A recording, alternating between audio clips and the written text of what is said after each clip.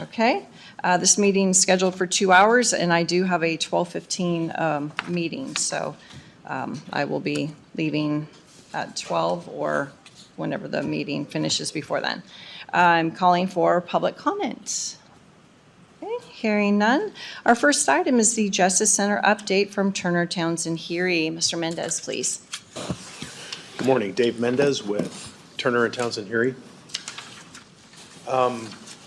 So we have two items that I would like to go through this morning with you. I sent the proposed changes that we discussed last week out yesterday. Have you had a chance to review those? Okay.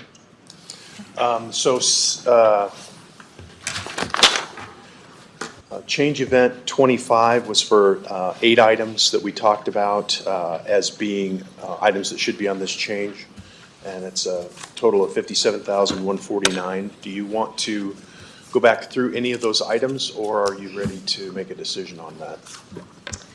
I'm fine with the changes as approved.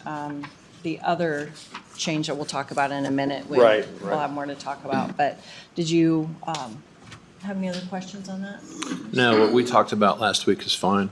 Okay, Bill? Yeah, we did that. All right, and so you'll be able to submit for next Tuesday's approval? I thought that's what we were doing today, but yes, I can do it next Tuesday. Okay, is that going to be a time issue? We've got, There's a couple items on there. I thought it was on the agenda for this afternoon's. I don't have that agenda in front of me. I don't remember seeing it when I Okay. went through everything. Actually, I can pull it up real quick.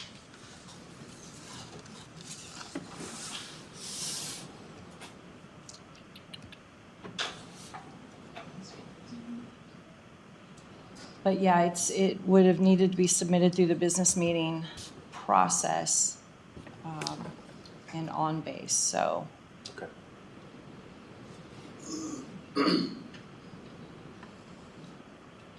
Yeah, we'll wait for next meeting then.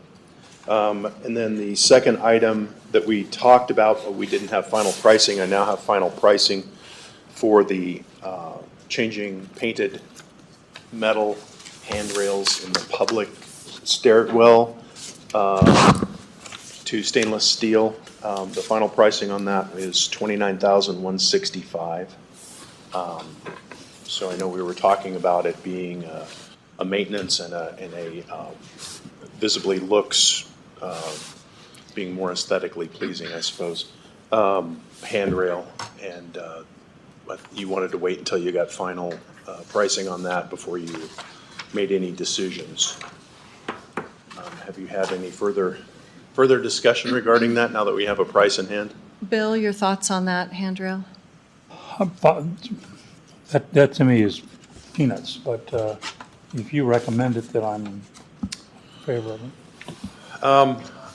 Yeah, I don't know that that's necessarily something I would have an opinion on one way or the other. From a maintenance standpoint, I think you, looking at your stair rails here in this building, it looks like you paint them frequently. And so, over time, it will pay for itself. I've never been in a stair. Okay. Over time, it will pay for itself, but it would be a substantial amount of time. Okay. From a look standpoint, if you want it shinier and more appealing in that regard, that's the one public staircase that people would see. What are your thoughts on that? It's not a fire escape, right? So it's not sealed off like the stairwell here is. Is that correct? It's open. Well, it is for egress, but it's not sealed off. That's correct. So people would be able to use that on a daily basis. Yeah, and it would be expected to be used a little bit more. Correct. So it'll see a lot more use than say the one on the southwest corner of the building. Yeah. I mean, it really just comes down to, what people want. Do they want it to look nice, or do they just, they don't care about that? It's basically a public stairwell. I know that when I'm in nicer buildings, I always appreciate those nicer features, aesthetically, as well as just they tend to last a lot better. They look better over time.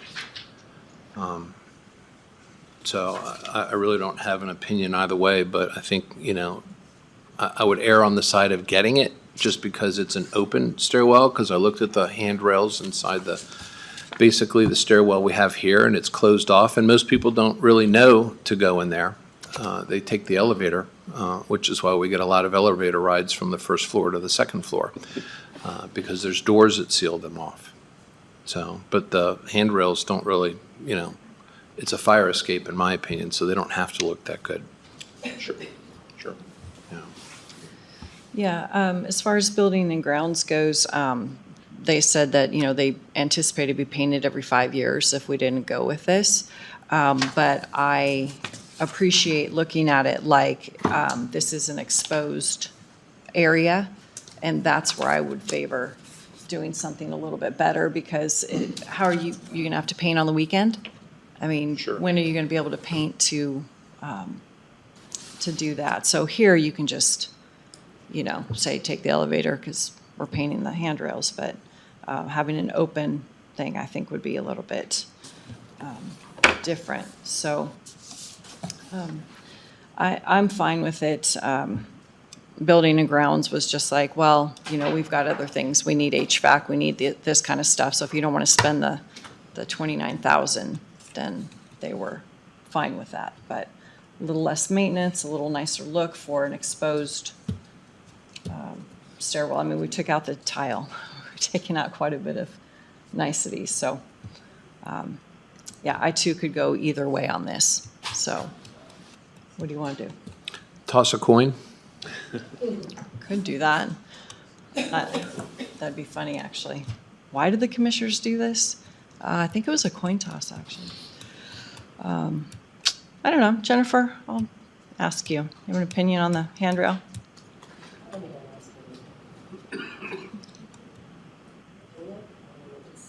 If you're standing there doing it every day, is it going to chip away on that? I don't know.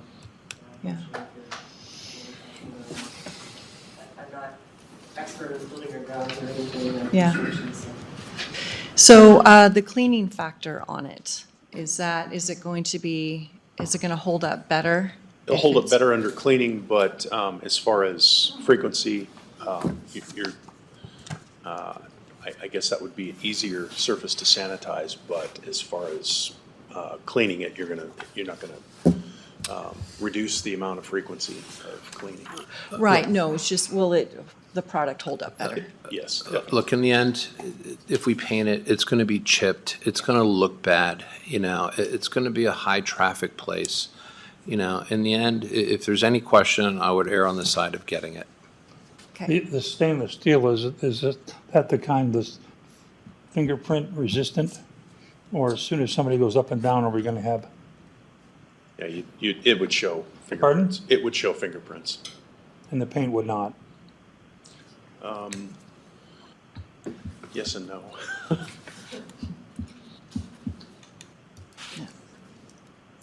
and likely it's going to be cleaned every day anyway, so the fingerprints will be wiped off once a day.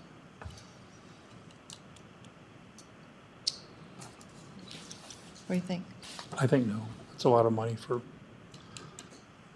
every 5 years we paint it. Okay.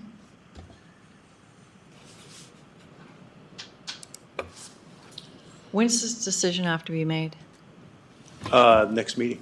Next meeting? Okay. You know what, let's put it on for yes, and if we decide no, then we'll just not vote for it. And if you like, we can get these items on a meeting this week instead of waiting for next Tuesday. Okay. We can manage Get them on for that. Thursday. Yeah. Okay. We don't have any meetings scheduled at all on Thursday, so we'll see what that looks like. Okay. But- The next item is, that I talked a little bit about last meeting is, the next change order for plan revisions is CCD 05. and it's structural and masonry, and the contractors just received pricing on that, so at the next meeting, I'll have that nailed down, but it looks like it's going to be less than 25,000. And then the next change beyond that is for the final comments that we'll receive for plan review, and I'm sure there'll be something coming out of that, but right now, the indication is that it's very little or very minor changes to the plan, so we're looking good in that regard. We're still not into our construction and design contingencies in any significant amount at this point. So we're looking good. Great. Okay? Anything else? Nope, that's all I have for you. All right, any questions? No questions, thank you. All right, thank you.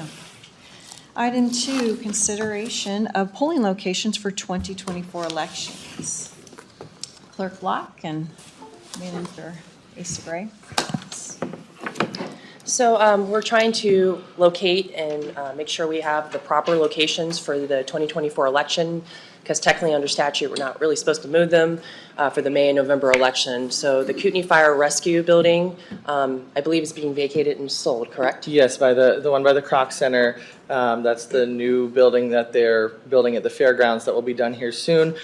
We've reached out to Kootenai County Fire and Rescue as we've used the one by the Croc Center as a polling place for a while, and they've let us know that it will not be available at all this year. They made it sound that pretty quickly after they vacate it, their plan is to sell it and move on. So with that, we're trying to find a home for that precinct, specifically precinct 407, and possibly one other precinct that we're still waiting to hear back from the polling place on that one. So currently we have 3 election dates in statute: May 21st, August 27th, and November 5th. However, there is pending legislation in the Idaho Senate that has already passed the Idaho House that part of this legislation would remove the August election date. So if it were to pass the Senate and be signed by the governor, we would only have 2 dates left in statute starting this year. With that, we're asking for the board to consider us, the potential of us utilizing this space, room 1A and 1B, for those elections as a polling place. It is not too far of a distance from the precincts that are in question. They're the area up by the Coeur d'Alene Golf Course here and some of the neighborhoods around there. There's really not a lot of community buildings within this precinct at all, besides the Croc Center, which is not a feasible option as a polling place due to traffic and setup and a myriad of other things, including time. And we already utilize the schools that are on the northern end of this precinct for other polling locations. So we're kind of hard pressed for options here in regards to where to locate this precinct, and possibly, like I said, the neighboring one, depending on what happens with that location. Okay, thoughts on having it here? Well, we have our normal Tuesday meetings here, so. Yeah, so we were asking if possibly on those 2 days in May and November that the board meetings could be upstairs for the business meeting and possibly status update. And status update could either be canceled or put onto the business meeting as well. Is it possible we can move it to a different day for those 2 weeks in question? Those 2 meetings? Yes. Absolutely. Yeah, I think we've done that Yep. before. I mean, Absolutely. if you want to move it to a Wednesday or a Monday, that's fine. Okay, that works too. Yep, we could do that.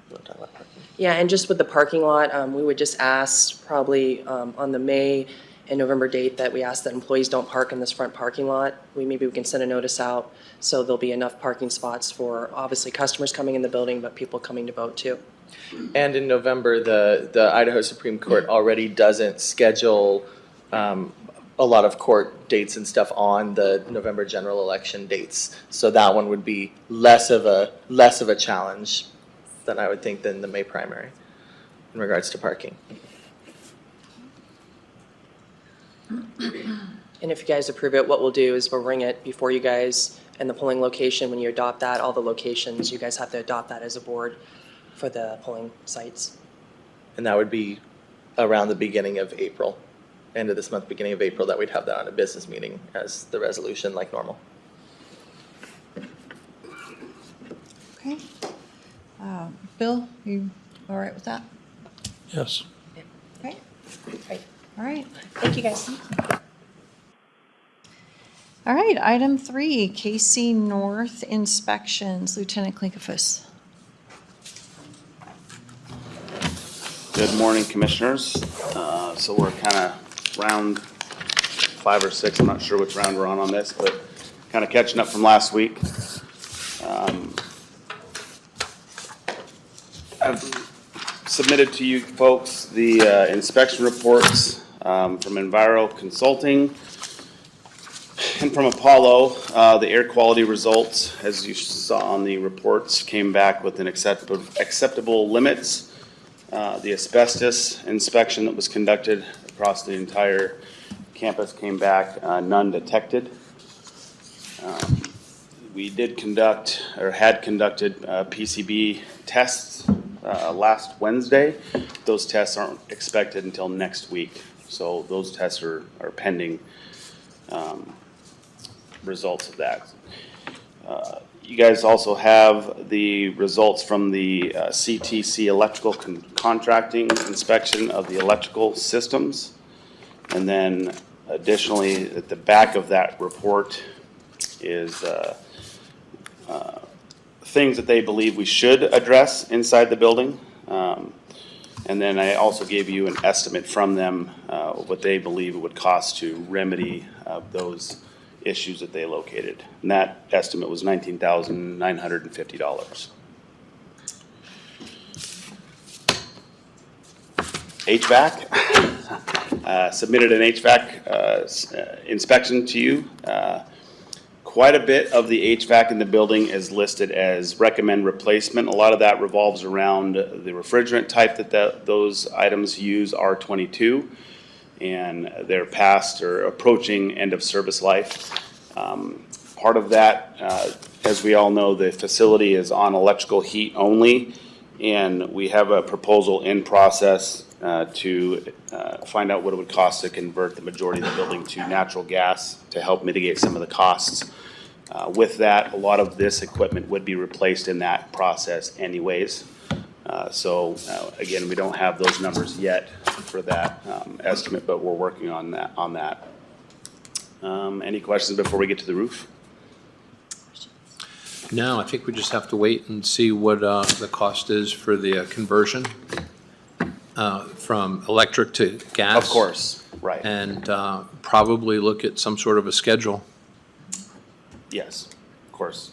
Luckily, natural gas is right there. It's both on Boynton, right behind the facility, and on Dakota. So the gas is very close to bring to the facility. So it's just a matter of infrastructure. All right, Bill, any questions? Okay. No, it's kind of a just wait and see. Yes, sir. So moving on to the roof, there was 2 major areas broken it. Well, the inspection broke it into, it's like 4 different areas. Of the 4 areas, the contractor listed all of them except for one as poor condition and basically needing to be replaced. Icon also, Tom Reed, our maintenance supervisor, reached out to several different contractors for bids. The only one that has responded for it is Icon, and I sent those estimates to you, I believe. Mm-hmm. Okay. So the area of Building A, for what they're talking about on this, is the front office areas of the campus. That's what they're calling Building A. It's 19,000 square feet total. They're estimating $186,000 to replace that roof if that's just an overlay, meaning they're able to just put a second roof on top of the existing. And then the estimate, if they have to do a full tear out, was $399,000 with tear out and replacement. I'm sorry, excuse me, $409,000 with full tear out and replacement. The rest of the building, which is mostly the area of where the warehouse is, the shop areas, all of that, the estimate for that one to do a overlay was $399,000, and for full tear out of that one and replacement was $730,000. And again, that's only one quote that we got. We didn't do an official quote process. Tom had just reached out to various contractors in the area, so we may have to just do a process and just put it out to bid to receive additional quotes. Right, so, question for Corey. If we go out for RFP for this, can we put in the RFP what it would be to overlay versus tear off? Is that something we could ask for? Okay, okay. Yeah, I think with the last time we discussed this, that we could do an overlay.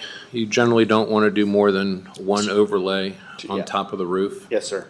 So, and I think there is no overlay on it right now. Is that It correct? doesn't appear, at least in the two sections that Icon gave a quote on, it appears they gave us both quotes. So I would assume from that that we can overlay if we so choose. Okay, because that would be important to make sure Quite a that, difference in cost. yeah, to make sure we say, yes, let's do an overlay, and then Say, oh, we can't do that. we can't do it because there's Exactly. already one there.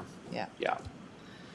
all right. So is this board comfortable for going out for RFP at this point? Well, we have to replace at least the roof on that one section of the building, so I don't believe we have a choice. Great. Okay.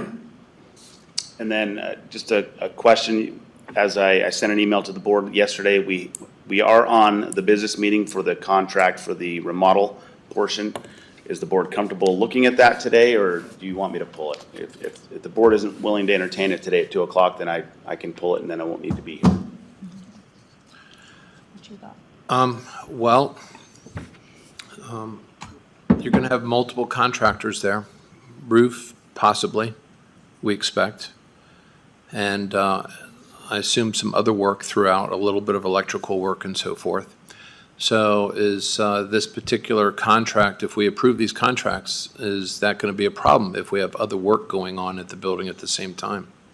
I don't believe so. I mean, that's maybe something Corey would have to weigh in on. I'm not a contractor, but the scope of that contract, would that interfere with any other work that's being done, Corey? And just so you know, I don't expect you to always have the No, answers. roger you that, know, yeah. It's really I'm a just a policeman, matter I'm not of. a contractor, We so have yeah. to ask the questions Of because course. that's, part of I our job. I brought in Corey. Good morning, Commissioners. Corey Trapp. If you approve the contract for the remodel, it's totally independent of what's happening with it in the other areas, especially the roof project. It's in a separate area from where we're doing the remodel work. The electrical work, I think, is also in a total separate area too, so it really shouldn't impact anything. So they could happen simultaneously or independent of each other. And as I pointed out yesterday in that email, our Kootenai County maintenance folks are doing a lot of work up there while trying to maintain all of the areas that they're attempting to maintain as well. So they're doing construction duty, they're doing maintenance duty, and we're really at a standstill up there until this one contract gets approved. They can't move forward on anything, so they're kind of spinning their wheels. And the closer we get to summer and spring, they're going to be busy doing other things, including we have a jail expansion going on that they will have to be dealing with as well. So my fear is we keep pushing this contract down and not getting that work scheduled. We'll be into summer, everybody will be too busy, and we're going to overwhelm our maintenance folks. And we may be trying to move in the middle of summer as well. So we're paying utilities on a building we're not even using, and I'm not sure how that sits with the taxpayers, but we're in month 4 now of utilities on a building that the KCSO is not even using yet. So I guess what I would request is that you entertain approving that contract at 2 o'clock so that we can continue mission with this project like we've already budgeted money for, and then resolve the other issues as we go. Yeah, well, I think the big thing is that before we put people in there, we have to ensure that it's safe, okay? Because I don't think taxpayers would appreciate it if it wasn't a safe environment and we put people in there. So that's part of the reason for the delay. I truly understand your concern, but I think that, prudence should prevail when it comes to making these big decisions. I'm okay with approving the project if it's not going to interfere with other projects that you have at the building, and assuming that the final environmental test comes back without any issues, which I'm sure it will. but at least that way we know we have a baseline for this building, and everything moving forward is with absolute confidence that we know what is in there or not in there. So, It should be noted the PCB inspector looked at history of the building and what goes on there, and his recommendation, he took all of his samples outside in the yard where the items were stored, the transformers were stored. And so none of the construction that is pending where people will be working was quote impacted by the PCB inspection. That's the only inspection that's outstanding as far as a safety requirement. yeah, and I'm sure it'll be fine too, but at least that way we know. So you're saying you'd like to wait for those results to No. approve the contract? Okay, No, I'm saying that I'm happy to go ahead and approve it okay. later on today, just to keep things moving. Yes, sir. Because Appreciate it. we're talking about, what, 1 week? Yeah, we wouldn't be able to, I wouldn't be able to get those results onto the status update until the 26th of March. So it would actually be 2 weeks from this Okay. date before I could brief you on those results. Okay. All right. Thank you. Thank you for your work on this. I know it's Yes, a little sir. outside of, I was going to request The that I wheelhouse. be put on the BOCC rolls for pay because I'm here a lot, but you know. All right, Bill? I think you're doing fine, and I'm open to following your recommendations. All right, thank you. See you at 2. All right, item 4, public defender update. And Bruce, you're listed on this, but I think I have the update, and then we've got auditor here too with some numbers. So the transition team really has not been engaged as much as I had expected or hoped. And so at this point, we don't even have another meeting coming forward. What is in the legislation right now is a House bill that would cover some of the vacation accruals. So we've got, in the transition from county to state, this bill would allow 40 hours to be transferred per employee of vacation time, but the bill does not address sick time. So I think that they're going to rework that and not really just bring the vacation only forward. The challenge for the county is we have, 60-some employees that are going to have to be paid out their sick and vacation time. So whether 40 of it gets paid to the state or paid to the employee, that's really going to be a big chunk of money at this point going forward. So that's one of the issues. The regional public defender process, the state public defender wants to get going on that as soon as possible. He was supposed to meet with the trial court administrator and get the magistrate commission set up for a meeting. And only a couple people so far have kind of expressed interest within the department. There was a third we were waiting for to bring them before the BOCC for any action or overlap going forward. So nothing much to report there. Rent is an issue. Bannock County is the only other county that has an institutional office that they're paying rent for, and they were under the impression that the state public defense would be reimbursing the counties for that. Well, legal opinions and the state does not believe that they are doing that. So that causes another financial issue for counties if they are not able to levy for that and yet cover it for the next 5 years, which is indicated in statute. So Bannock wants to work with us, and we will, if this board agrees, we can reach out to the public defender, state public defender together and ask them what the solutions that they would come up with for this.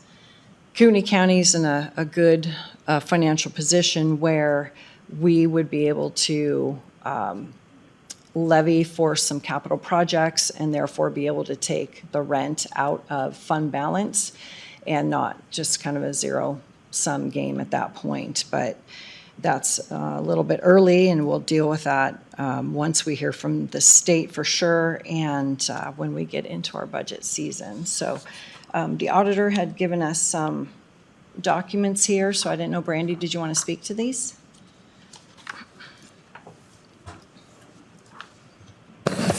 Brandy Falcon for the record. There's a couple different things that Jennifer gave you. I just wanted to point out that we have $506,741 left in the core funds. I know at the HR meeting last week, the public defender was surprised when Commissioner Matari had mentioned that, so I wanted to clarify that that is correct. They're only 9% spent on their core A budget, so we're significantly behind in spending it. And then the workload, we have $693,700 left. So I'm still waiting to hear back from the PDC and the state. No one is giving me an answer if we have to return these funds at the end of FY24 if they're unspent. I've asked if we could potentially use them, number one, if we can keep them to help pay for rent.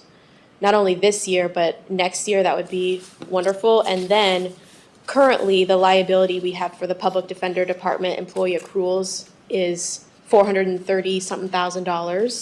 Could be $500,000 by the end of the year, and we have to pay all of that out. And that's all gonna come from fund balance, unless I can get the state and the PDC to agree to let us use some of this grant money for those costs. And then if we have to pay rent for the next 5 years, I mean, that's an ongoing conversation with the board, if you wanna pay that out of fund balance every year, if you wanna look at, ending that lease and moving them to an existing county facility somewhere so that we're not having for 5 years to pay that much out of fund balance. That's up to you. I did, like I said, I'm waiting on an answer on paying employee accruals with those leftover grant funds. We do not have to pay for conflict attorneys starting in FY25, which is good. That will free up $1.2 million of property tax. They did confirm again that we can use core funds for our rent. And like I said, we don't know yet if we have to return the money. They have 5 open workload positions. I believe the public defender is about to fill one of those. So the rest of this year, if they hire new attorneys, I would say we need to fill those workload positions first, because those funds are more restrictive, and that would leave the core funds freed up for us to spend on as much as we can. I mean, I want to spend every dollar, if I can, of that money this year in case they don't let us keep it, to do everything we can to save every dollar of fund balance possible. I believe that was all I had. Did you have any other questions or? No, just a comment that, yeah, the one position was moved to Perfect. workload, and then the other ones, every new hire is going to go into the workload. That'd be awesome. Yep. Okay. Yep, so, and then we do have an addendum for the lease, and so I didn't know if the board wanted me to send that through legal or wait for more information with the state public defender on going forward. Well, I have a question for you. You said that we can use the core money for rent, Yes, we can. and have we been doing that?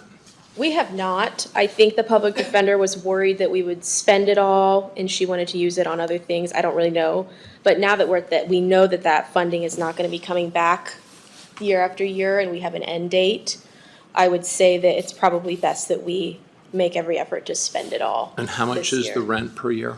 It's about $17,000 a month, I think. It's like $210,000 a year, but it is going to go up with that new addendum. I don't remember. It's going to go up a couple thousand. So, because what I'm noticing on core is that in FY21, we did not use $264,000. Correct. For FY22, we had $134,000 left over. And then Correct. for FY23, we had $425,000 left over. And what I don't understand is why we're not spending the money, because I think it's a pretty standard methodology for grants that if you don't use the money, you lose the money. And you look at FY24, we went from basically $699,000 that we received in core money. And then for FY24, we only get $165,000. They roll the Because- funds, they keep rolling the funds over. Well, okay, but they were giving us 607, 576, 599. But then I think when we had 425,000 left over, it looks like a good reason to not get that money is because we're not spending the money. And what I don't understand is, do we have a policy in this county again, I'm the newer commissioner here. Do we have a policy that says spend grant money first before we spend tax money? The Public Defense Commission is set up a little bit different. She has to outline That wasn't every my single- question, but you can answer that question if you'd like. I don't know of any policy that we have that says that, but this particular grant is a little bit different than other grants. And they have to outline everything they're going to spend, and some of the different pieces can't be used for everything. If you'd like to speak to Ann Well- Taylor about it.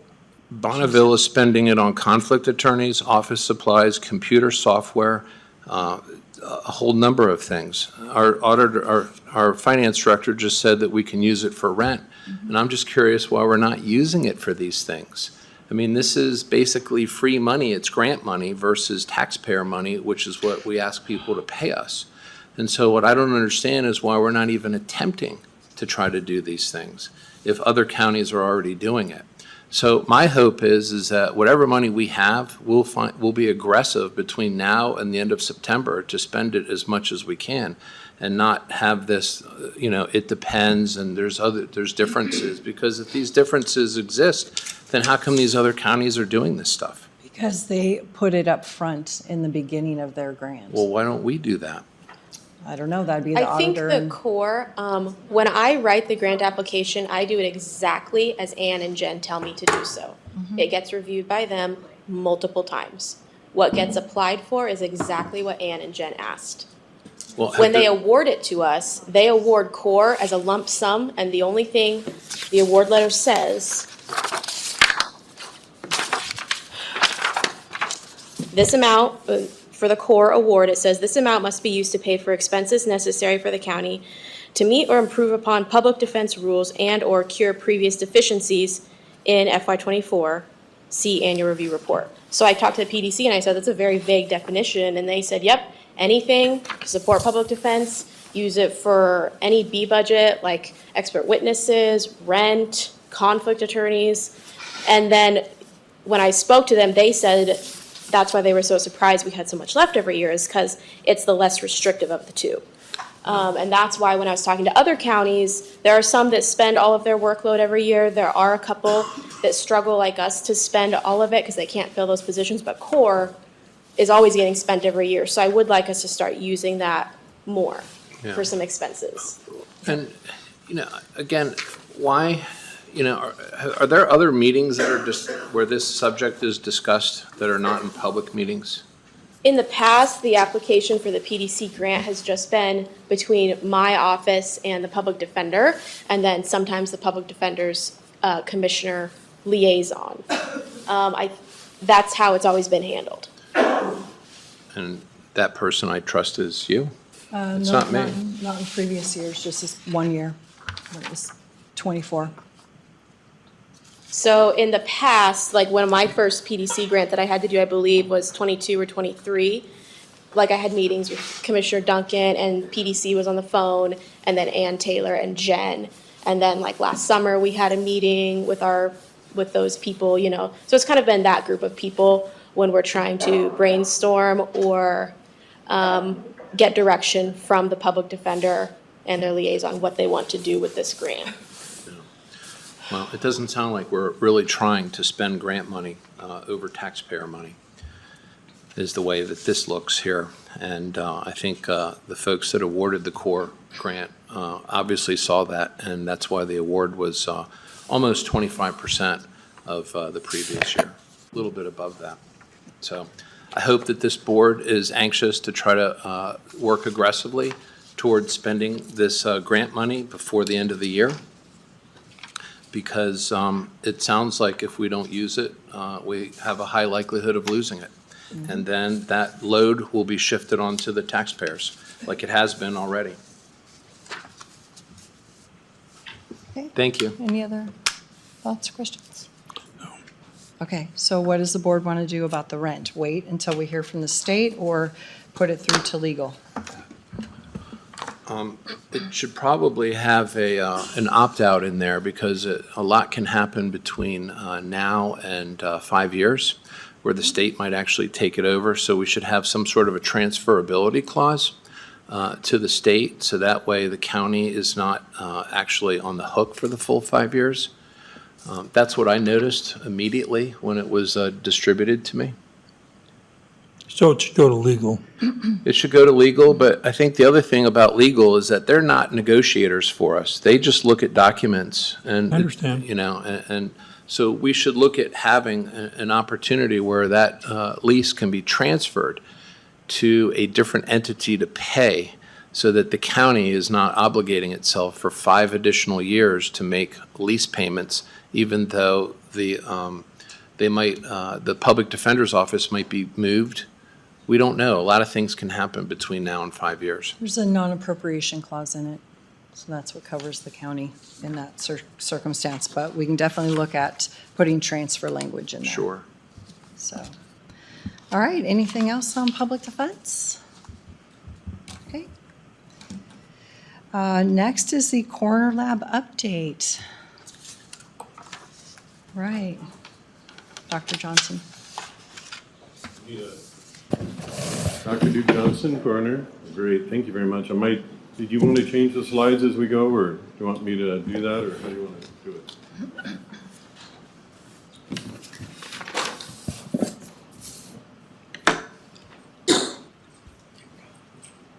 Perfect, thanks so much. Well, last time I was here, I wasn't given the opportunity to provide a slide presentation. I had some of this information available at this time, and so what I'd like to do is just give you a status of where I'm at as far as this whole process is concerned. And I've emailed this slide presentation to all of you, so that you should be in your email right now. And I was just notified that I was going to be definitely speaking this morning, and so I've got a couple of slides that weren't able to be entered in, that Brandy gave me this morning of a more extensive pro forma, Bruce, that you had asked for before. And that will be delivered to you by Brandy later on today. What? We have copies of it. Oh, you already have copies of it? Okay, great. So let me go through and just give you a little bit of background. And I realized that before, when I was explaining terms, that there wasn't necessarily I hadn't adequately explained our situation, and so that's why I wanted to bring this up to you again, to understand the need for autopsies from a legal standpoint. And these are, this just came out in the Spokesman Review last year, that statistics from the medical examiner's office in Spokane, which impacts us because that's why they're saturated. That's why we're in need of our own autopsy facility. That they had 49% more deaths in 2022 as overdoses continue to rise, and they haven't released their statistics for 2023, but I'm sure it's higher. There's an increasing difficulty and problem with overdoses in Spokane that's on the rise. Also, as I mentioned before, more people were shot also in the Spokesman Review by Spokane law enforcement in 2 weeks than the entirety of 2023. So crime is going up, drug problems are going up, which means autopsies are going up in Spokane. That's why they've capped us, because they are already being overloaded. What are the, on the 49% number, for instance, what are the numbers for that? Wait, say that again? What are the numbers that constitute 49%? I have the article. I just thought you'd want an overview, but I can give you like those both. numbers. Sure. No, I've got the article. I can give you those numbers later.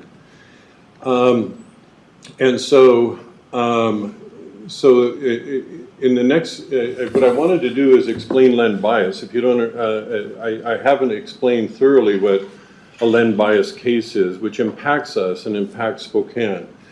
And so here's the, there's actually a good explanation of what Len bias cases are, but in brief, Len bias was a basketball player in 1986 at the University of Maryland, who overdosed the night he signed with the Boston Celtics. And he was at the time, he was kind of like the equivalent of LeBron James. He was the most well-known basketball player at the time.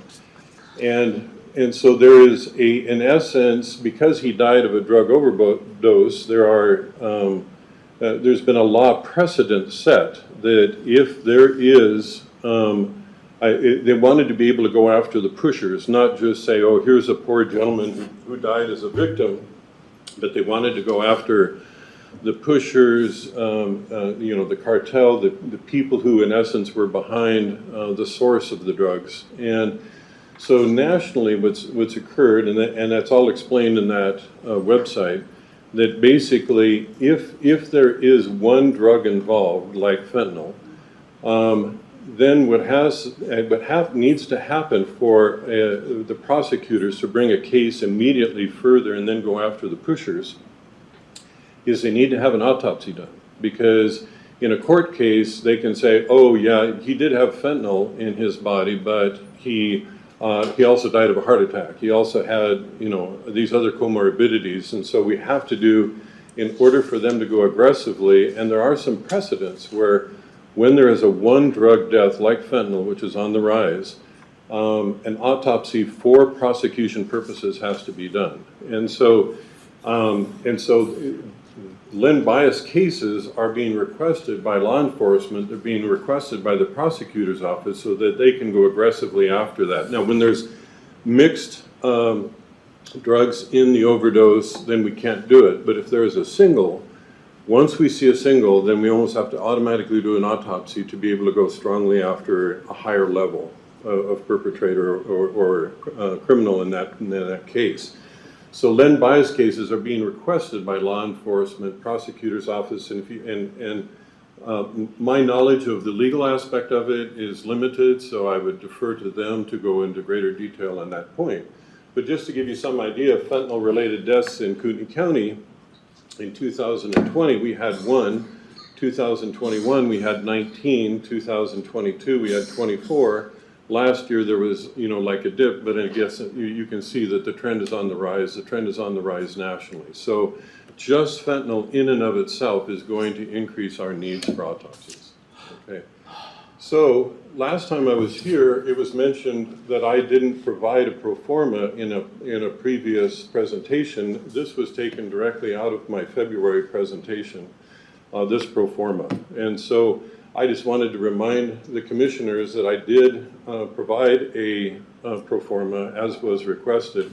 And I have significant, but that was the only data I had at the time. And now I have a significant amount of more data available. And what you see in front of you are the updated pro formas from that updated information. And so what we have here is worst case scenario, best case scenario, and forensic pathology staffing scenario. The last time I was here, I had a chance to speak with Sally Aiken, who is a former chief forensic medical examiner in Spokane prior to the current one.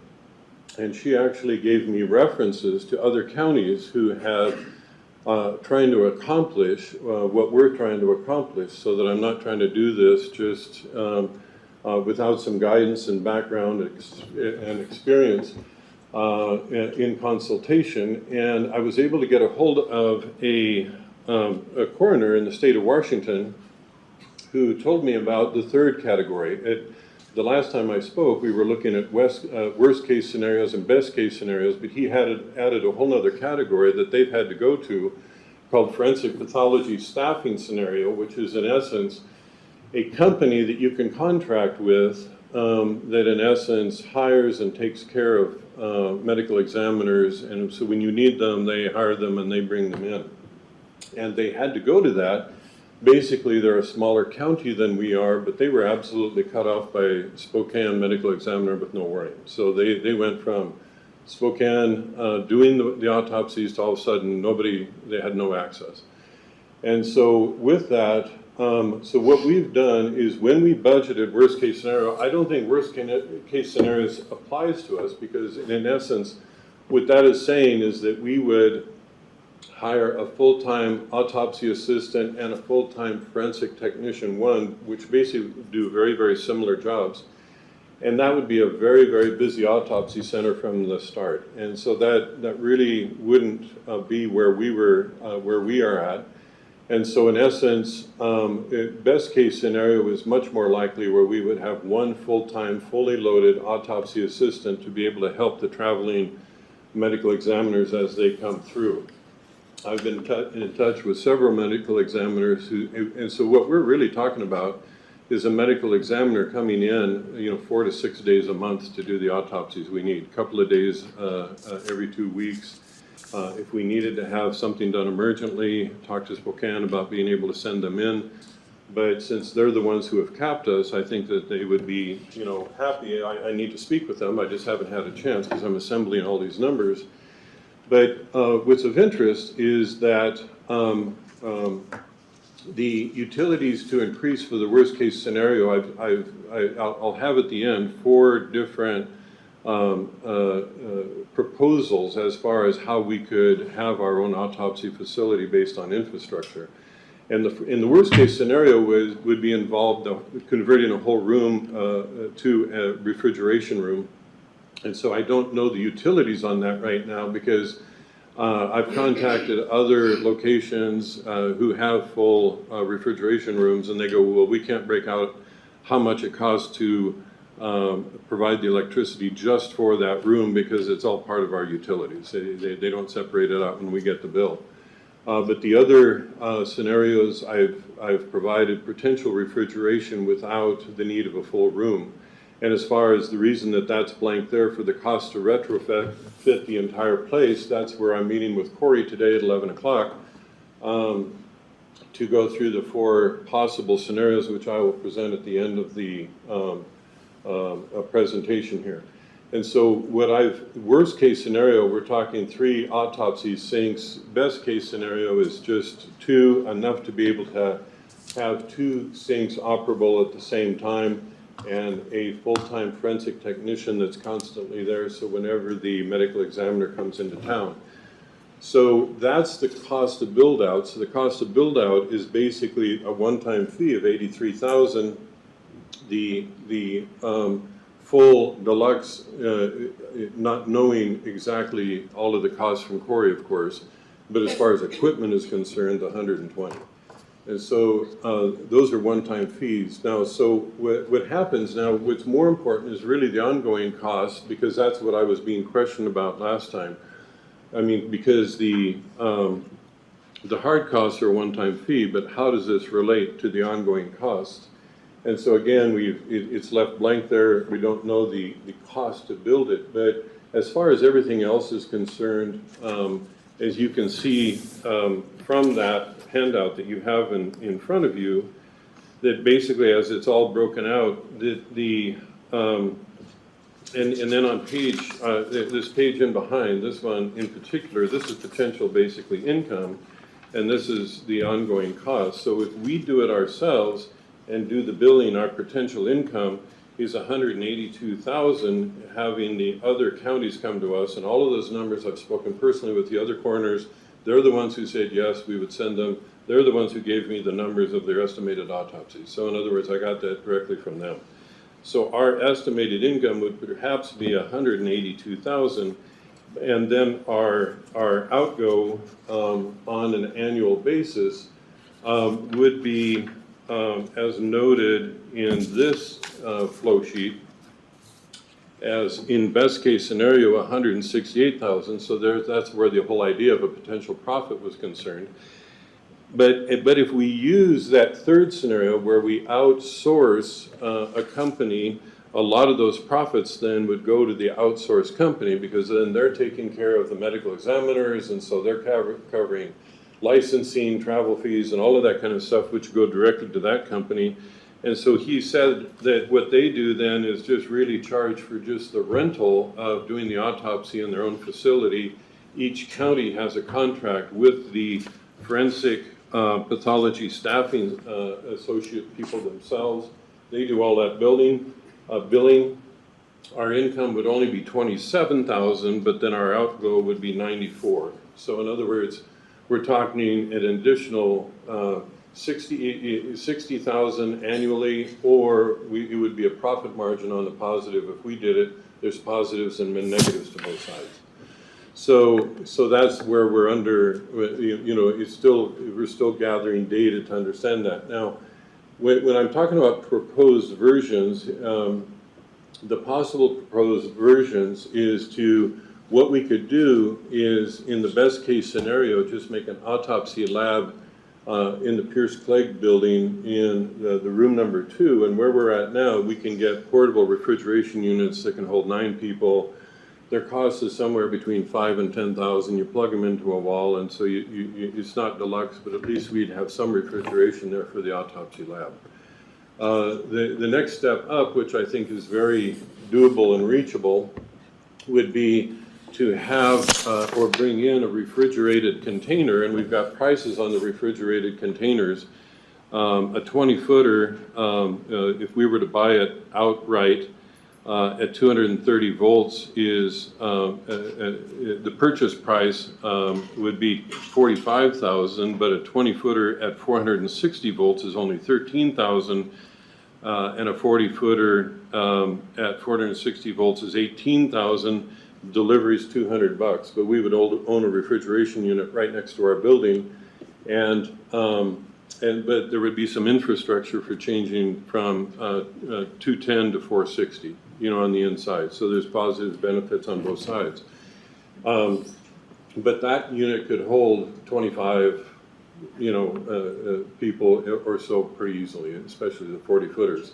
The third option would be to utilize the marine building and put the refrigeration unit within the marine building so that then we would have protection from the elements so that we could, it's a drive-through building. We could drive our trailer in if there was a mass event, put in a lot of people into that cooling unit in the marine building. But again, that would be some retrofitting in the marine building. And so that's why I'm meeting Corey at 11 o'clock today to let him know what we're looking at so that he can create the numbers for all of this. And then finally is the deluxe that I had mentioned before that we attach. And that's what I was hoping for the grant money that I was applying for. Have a drive-through garage next door, a refrigeration unit next door, and then 2 autopsy labs, with the second one being for contaminated or decomp autopsies, which are very odoriferous and very difficult. So that's why it'd be nice to have a completely separate autopsy lab. This is the deluxe scenario, and we were applying for, and that's why we got our national accreditation. In order to qualify and be very competitive, but unfortunately the ideal grant that came out this year did not allow for construction. Last year's did. So our need, I think, is significant. When we sent them 66 autopsies this year. Our need is growing, and they capped us at 53. At some point, I think you can talk with prosecution and with law enforcement that we nationally, coroners send 30% of their cases to autopsy because of the experience, of the exceptional experience of our staff. We only send 12%. Spokane is asking us to send only 8% of our cases for autopsy. And so when we have that kind of limitation, you're going to start being limited by prosecution and legal needs that the county has. And so that's why I don't think Spokane is going to be getting any better or easier. Now, let's say this year we exceed 53. What are our options? Our options, the first thing I would do is ask Spokane, can I have more than 53? If they say no, then we have to send them to Ada or to Seattle or Missoula. Missoula, we've already contacted and said they can't take any cases. So hopefully Seattle or Ada would be able to take some cases. But ultimately, we're getting to a point where we're being maxed out and being affected legally. So that's why the whole idea of the expansion.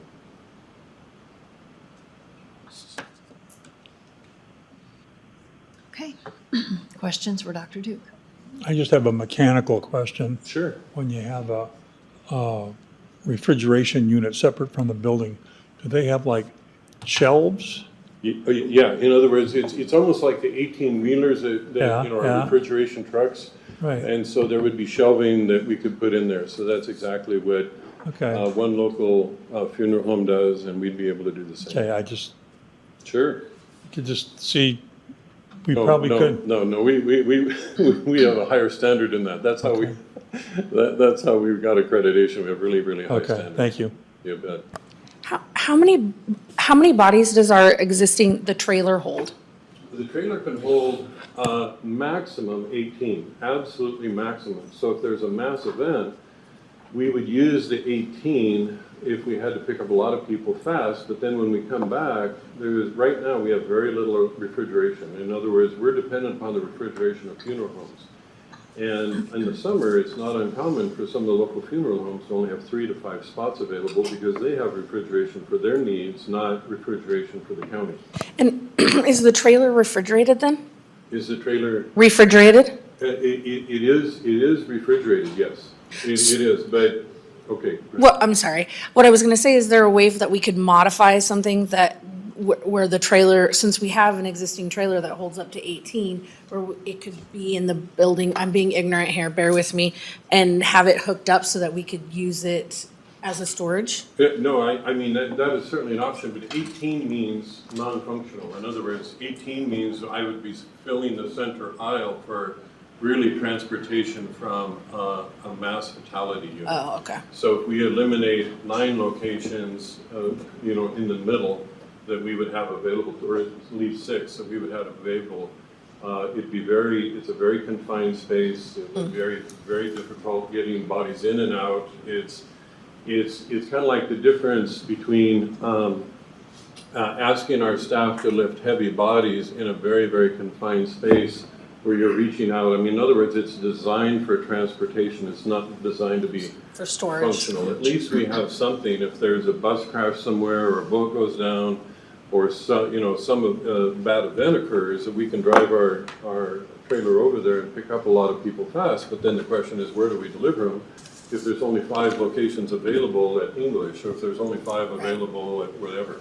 So, I mean, it's like, okay, I mean, we do have agreements with the forestry department, we do have agreements with other locations as far as trucks are concerned, refrigeration trucks, but if you have more than, in essence, the agreement is once a food truck is used for decompensated bodies, you pretty much own that truck. I mean, it's not like people are going to want to say, oh yeah, we'll just take that and then go back and grab a bunch of fruit. So I mean, in other words, I'm trying to expand the concept of taking us to a level of professionality here. Okay, and we'll take public comments at the end.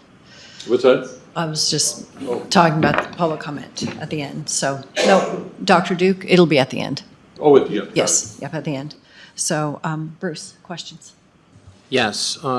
Jonathan, can you go back to the spreadsheet with all the expenses and the different scenarios? I just have a few questions.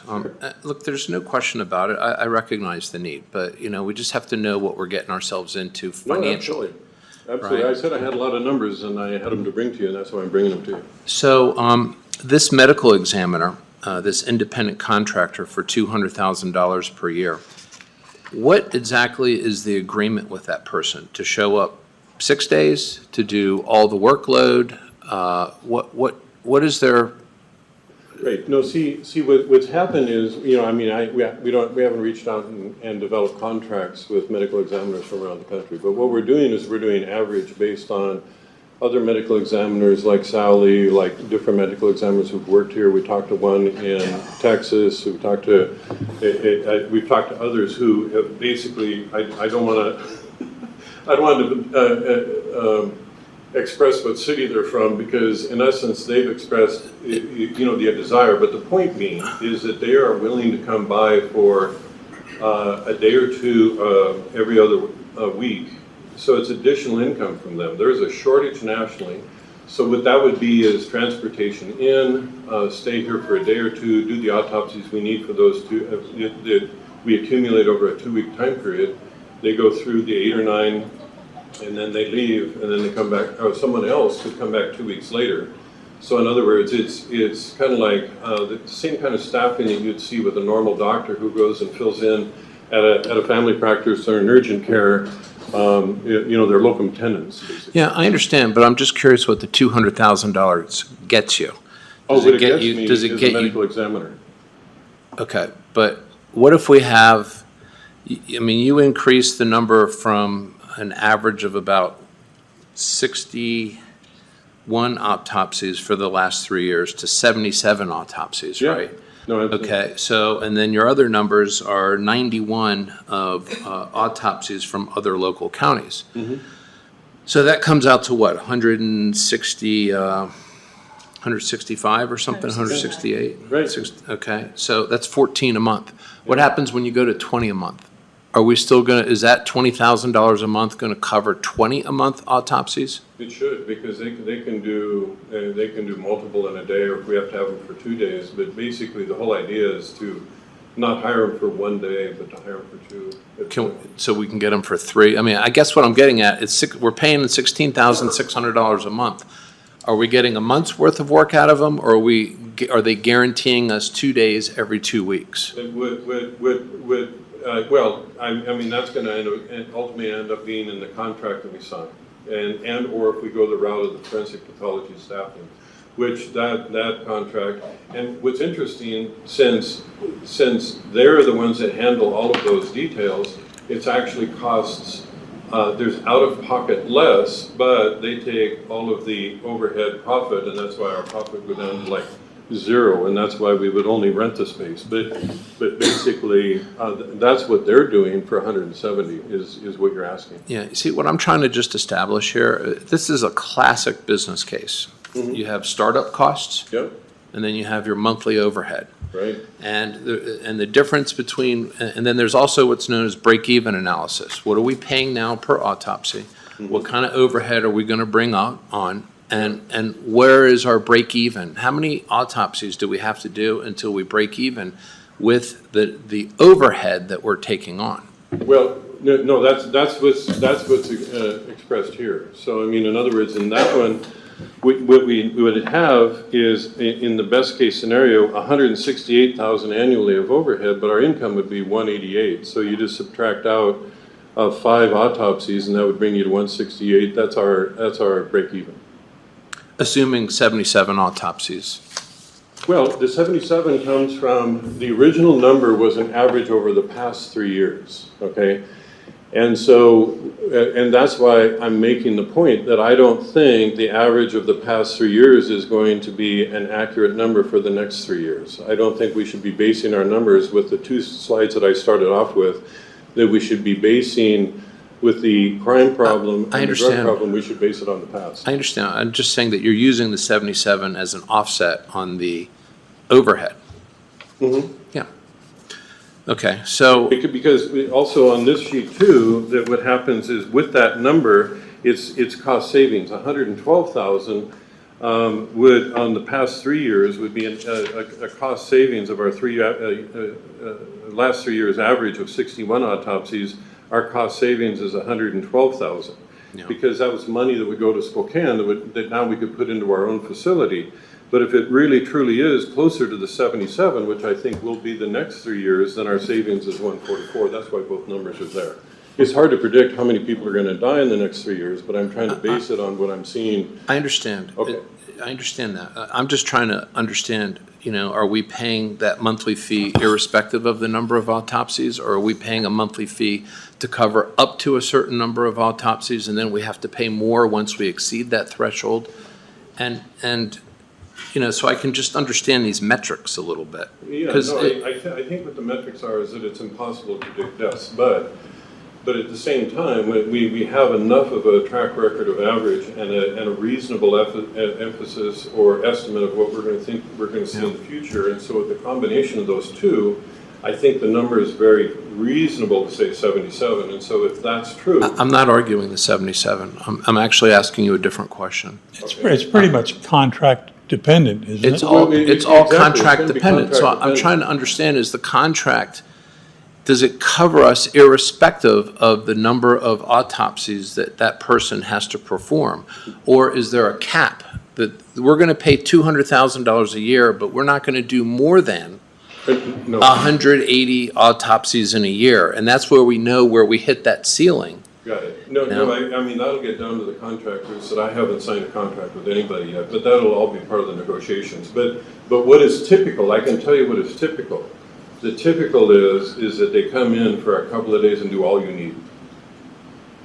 Do you know how long it takes to do an autopsy? It's like an hour to 2 hours, depending upon the case and the complexity, but they do them real rapidly. Do they? Really Okay. fast, especially if they have a full-time assistant there and we have 2 tables, they can do them pretty fast. Yeah. Well, look, I guess, this is a chicken or egg here, You have to find the contract. We have to decide on whether or not to give you the money based upon a spreadsheet. Well, and it all depends if we want to be completely dependent upon Spokane and them cutting us off, or if we want to take it on ourselves for our own protection and legal. I think there's a And value. we want to receive profit from that or keep paying money out. There's several issues involved here. There's 20 issues involved, but I think I'm seeing a storm on the horizon that I don't think Kootenai County, it's wise for us to be, dependent upon that. That's why I'm trying to. Again, I see the value in it. It's really just what are we, agreeing to. Now, the other side of this is on your build-outs, that does not include the refrigeration, right? In this spreadsheet, there's. In other words, the refrigeration would only be under worst-case scenario if we had option number 4, the deluxe one. Okay, but these Okay, line but items. other than that, what we're doing is we're just plugging the refrigeration truck into the wall. And so in other words, it wouldn't go up astronomically. It'd be much higher for the deluxe unit. Okay, so the total startup expenses, the 120,000, does that include refrigeration? That only includes the equipment for the 3 autopsy. So it does 2 not autopsy- include refrigeration. Okay, I'm meeting with Corey today. Okay, because For the- because I'm trying to figure out what are we looking at here for a total dollar amount? I mean, Right, so the startup That's information why we isn't have the there yet. architect. I'm giving you updated information, but I'm not giving you everything because I don't have it back from Corey yet. Okay, Once I get it back from Corey, I'll know more. I'm sorry. Okay. I didn't realize that this was that incomplete, so it's fine. It's fine. It doesn't include other numbers. That's what I didn't realize. I thought that this included everything, so we could have a refrigeration room for $120,000 and all these other additional items, but it doesn't include that. No. The 120 is the. I understand now. The Yeah. drains, everything that goes into the hardcore equipment. Architecture, that's why last time I was here, I was asking for architecture. Architecture is building, infrastructure, electrical. Okay. All of that. And so I saw this meeting and that's why I put at the start of the slide presentation, update. I didn't put it as complete requesting for money. It was Yeah. an update of where I was at today. Yeah, the main reason that it was on this meeting is because Commissioner Duncan had it on a meeting 2 weeks ago, and we never got to the line item. Well, I had a slide presentation available, but then it was kind of like because of the meeting Yeah. rendered at the time, there wasn't time for the slide presentation, but I had a lot of this information then. I told you I had a lot of this information then, and you didn't remember the pro forma that I provided. Oh, in I February. remembered it, it's just it wasn't in your next presentation. Well, I didn't give one last time. Well, but you emailed it to us.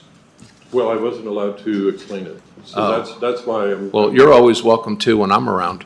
Well, the way the agenda went, I didn't get a. Because the meeting- because the Bruce, I don't know meeting what you're saying. I don't, what are you saying?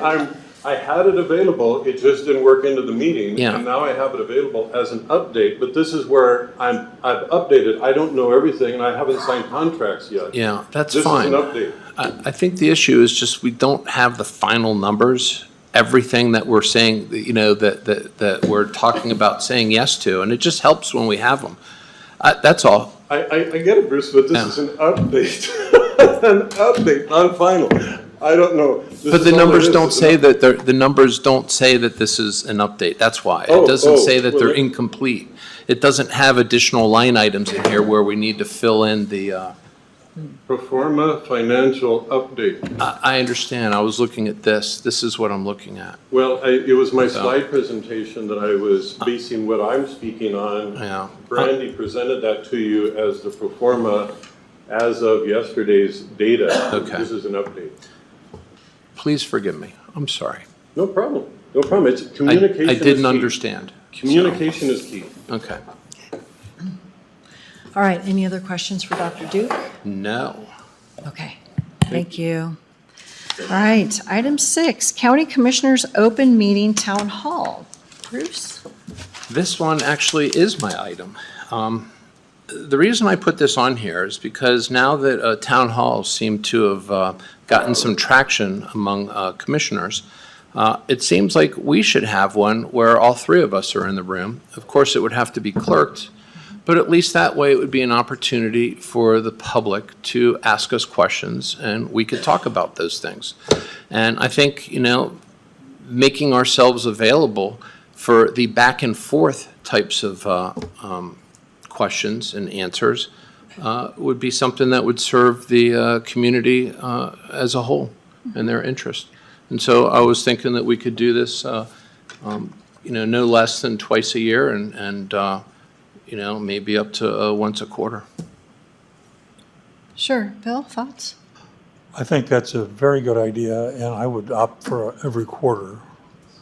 And certainly with a time limit on it, and with pretty structured. You can't just have a free-for-all, but you do definitely want to address some issues that come up, and some come up repeatedly. And I'm thinking right now, cell towers. We keep getting that same thing, and we keep going over and over and over. And then we end up getting sued and sued and sued. So it's good to talk about those things. The only problem is we can't talk about land use issues. Okay, because don't when talk about things- land use. Talking about, Cell towers are one of those Well, issues I that. thought we couldn't talk about specific land use issues, but in general, we can In talk general. about those things. you can't Yes. talk about people, but you can talk about personnel. Yeah. As long as we keep that line Yeah. covered. Well, of course.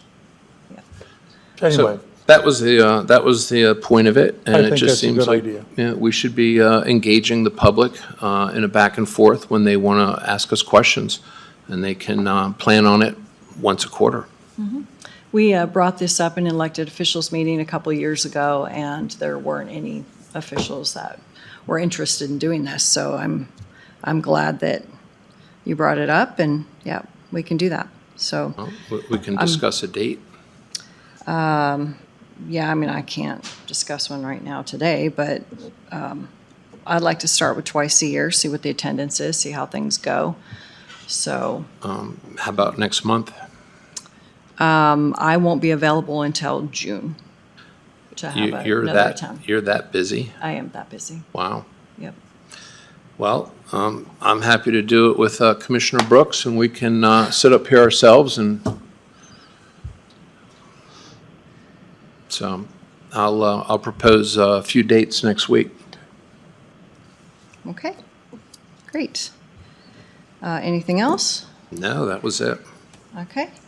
Item 7, Transit Department, bus donations to the Veterans Home. Bill? The Veterans Home is, of course, not ours per se, but the care of veterans is important to us. And when we have an opportunity that doesn't cost us an arm and a leg or an ongoing commitment, I think we should take it. Well, they have had a slow start getting going. They lost their administrator shortly after they opened. It wasn't full. They were having trouble staffing it. Nurses and PAs are very difficult to find. But they finally got that together, and they're moving along, and they had a bus and it broke down. And when it was diagnosed, it was terminal. There was nothing that they could do to resurrect this thing, period. And they came to Tom and said, do you have any ideas? Tom Freeman, our Veteran Service Officer. And he said, I don't know. So he started checking around and called Transit Department here and said, do you got anything that we might? And they said, we have some buses that are end of life as far as we're concerned, but that we have to get rid of. And Tom said, can you give us one? And they said, we can't give you one, but you can. The commission could, but I think this is a real good opportunity. And I don't know all the particulars, but it's a good opportunity for the Board of Commissioners to do something right by the veterans community. Okay. Thoughts? I think it's a great idea. I just have a couple questions. my time in the military, I actually drove some larger vehicles than Humvees, and we had to be licensed for them. And I'm just curious if there would be any licensing requirements if we were to donate a bus for someone to That's a drive it, responsibility of the of them. veterans home, sure. Yeah. But So that's a good I'm question. fine with that. I'm fine with donating an end-of-life item like that for the veterans. Absolutely. And we'd bring it up at a regular business meeting too.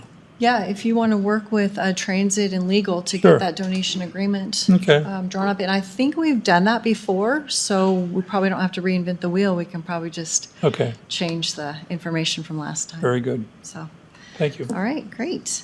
Item 8, Assessor Presentation with XTR Consulting since February 2023. Discussion with our assessor, Mr. Kovacs.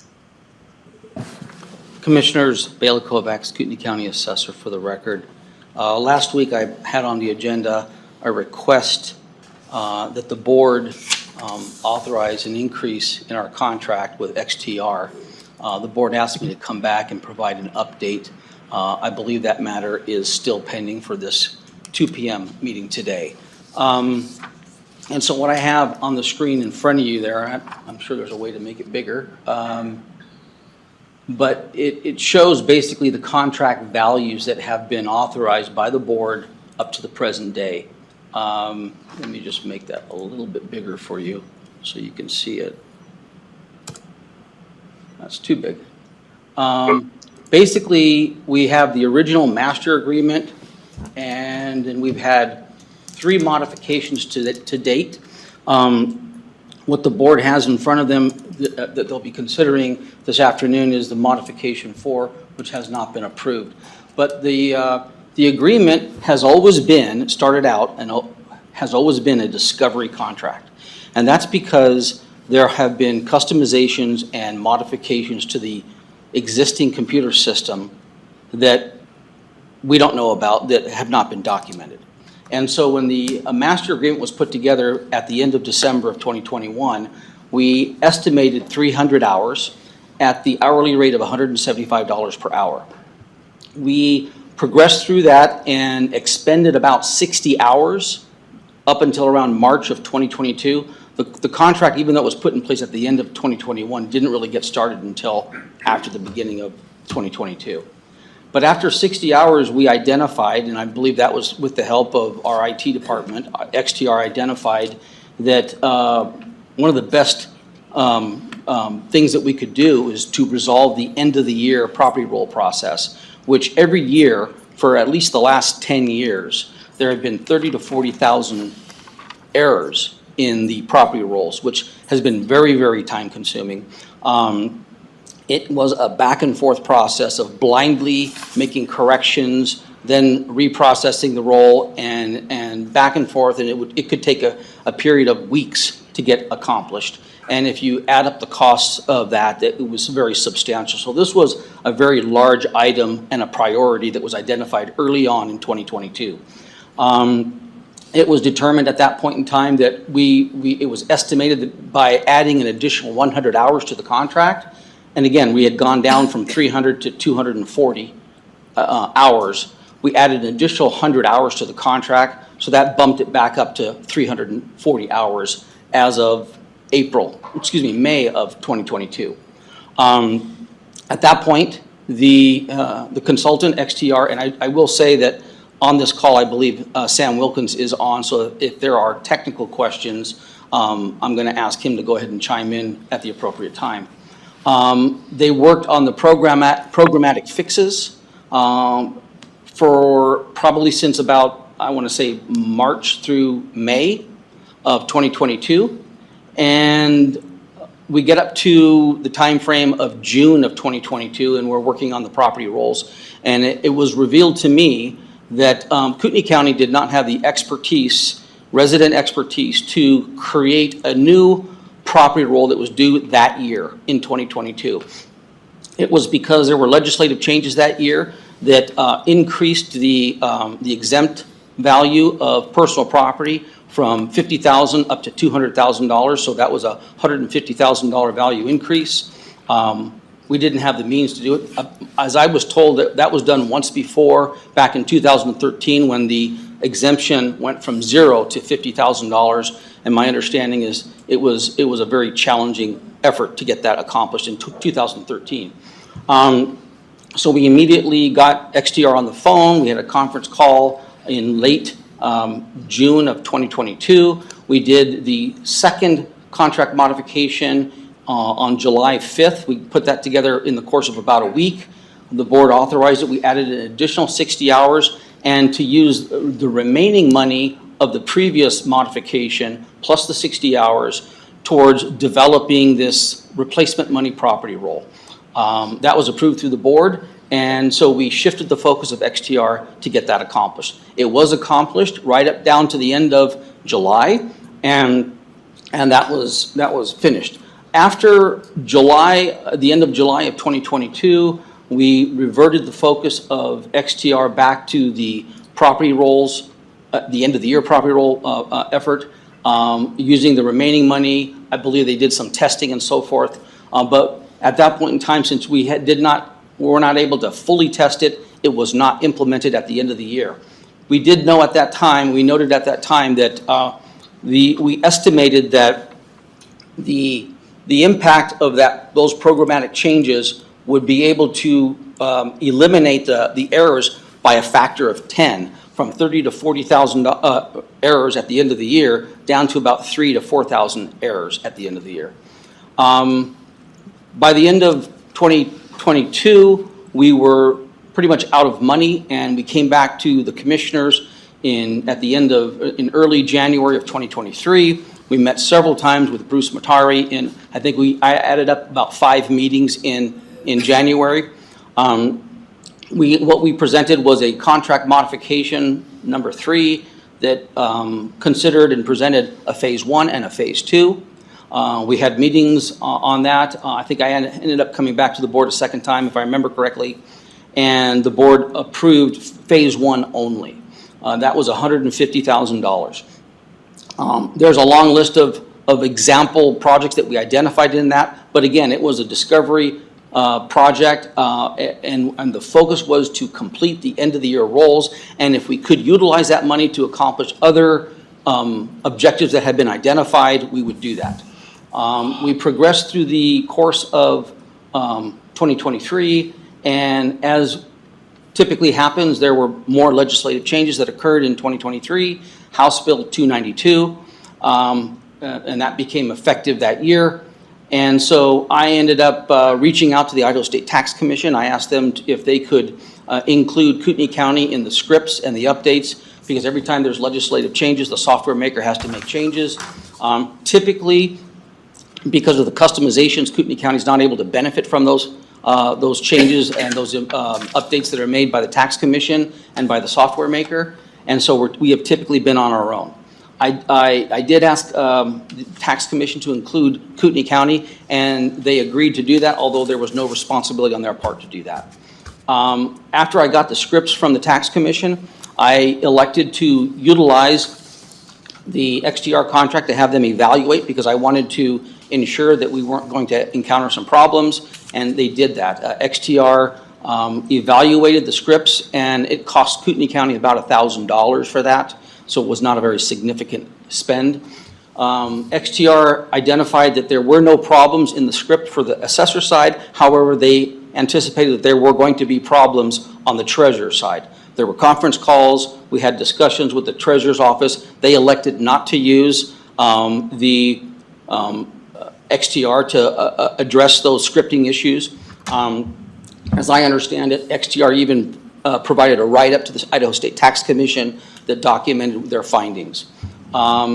We then, but at that time, we wanted to make sure that we were not going to have any problems with the scripts for House Bill 292. And so what we ended up doing is we shifted XTR's focus to help us focus on doing a system patch upgrade in the Aumentum system, so that we would be at parity with the State Tax Commission, so that we would, again, hopefully there would be no issues with the patch, with the scripts, I'm sorry. We stayed that course, and then when we got down to the end of 2023, we ended up implementing the programmatic updates for the property rolls. I have an email that I received from James Martin that basically commended that, you know, if we had not done that, he estimates that we would not have gotten the property rolls out on time at the end of the year, and I agree with that. And I can't emphasize enough the importance of that fix and what that has, how that has helped Kootenai County. The work of doing the end of the year rolls for 10 years has been problematic, and we've had to go through this process of fixing the roll, the errors, 30 to 40,000 errors in the end of the year property rolls. We're not going to have to do that anymore. It allows us to use the process that's within the framework of the system. Historically, what Kootenai County has done for 10 years is we've fixed them manually outside the system, and then we've jammed the numbers back into the system, and that eliminates any possibility or potential for audits. You can't really audit the changes. So it was just all the way around problematic. There are many other changes that we need to work on with the Kootenai County system. They're all listed in the amendment modification number 3, but there's more, because it's a discovery contract, we are constantly discovering more and more errors. For example, even though we had about 3,000 errors at the end of the year last year, we discovered that there were additional calculation errors that we could not, and at this point we still haven't been able to identify the root cause and the source of it. We expended about $12,000 trying to assist and help the Treasurer's Office this year to fix some of those so they wouldn't have to do the manual corrections, which is labor intensive for the Treasurer's Office. We got pretty far, and I think what we're doing is we're actually implementing those roll corrections. So it's going to be a success in that regard, but that fix is not even addressing the root cause of the problems and the errors. I'm going to give you a little graphic here on the. I don't know that this is the best way to display this, but this is a concept that I have on my whiteboard. At the very top of that, what you have that visual right there, the black line is the software maker, and we've got 20 years there. And I'm describing the problem and the situation in terms of customizations, or like if you consider physics, arcs and vectors. The customization is an arc on the path that you're on. And what we need to do is we need to stay on the path that is the software maker and the Idaho standard. If you venture and you stray from that, you lose all technical support from the software maker, and you cannot tap into the resources of the Idaho State Tax Commission. And that's been the problem in Kootenai County for 20 years. And it's why it was never fixed, I cannot tell you. And so, but if you look at that graph, back in 2004, we made customizations to the system, and that put us on a different vector, a different path. And it's not a problem if you're right there at the same year, but when you extend it out 20 years, you're very far off the beaten path. And the reality is we know that there have been other customizations and other changes and updates through the course of the year, most notably in 2014, which is when the system, as we now have it, was set up to the way we operate. So we're basically manually balancing the property rolls outside of the system, which is extremely problematic, and it's not auditable. So the commissioners asked me, what is the path forward? Last year, when the commissioners denied phase 2, which was the aspect of the contract was going to allow us to do an overall assessment of the system and figure out what's it going to take to allow Kootenai County to migrate forward to an entirely new system. It's been my understanding that the Treasurer's Office was interested in moving to a new system. I believe they've been entertaining the idea of moving towards the platform system, which is a different system that's offered by the present software maker. I know that's kind of vacillated back and forth, so I don't know exactly where the Treasurer is this year on it, but I do believe they did get monies budgeted for 2023 to do an assessment of that system. But what we do know is that the computer system is an integrated property management system. It involves the clerk's office, it involves the Treasurer's office, it involves the Assessor's office. It is, for all practical intents and purposes, a capital investment, and it should be a capital expenditure. These fixes that we're talking about should not be coming out of the Assessor's Reval Fund, because that is specifically for the Reval program. If you go back to the original idea of making a capital investment, this is a county-owned system. Idaho Code 31-807 makes the Kootenai County Commissioners the owners of all county property. This system, quite frankly, is your system. You are the owners of the system. And if we don't make these fixes, then it's going to be a failure. And it's a house of cards, and it's impending failure at any moment. We need to make these fixes. So let me go back to last year. Phase 2 was to do an assessment so that we can look towards implementing a system upgrade. About the time at the end of the year of January last year, I learned that the Idaho State Tax Commission is entertaining and having conversations with third-party software vendors out there. One of them is Catalyst, and that they've looked at. And it is a replacement integrated system that addresses all of these needs. I was told by the consulting appraiser at the Idaho State Tax Commission that the state of Idaho has a $2 billion surplus, that they're having conversations with the governor, that they're looking at funding this. If they were to fund a new computer system for all 44 counties of the state, it would cost somewhere in the range of $20 to $30 million. And they were looking at contacting the governor to see if they could fund that.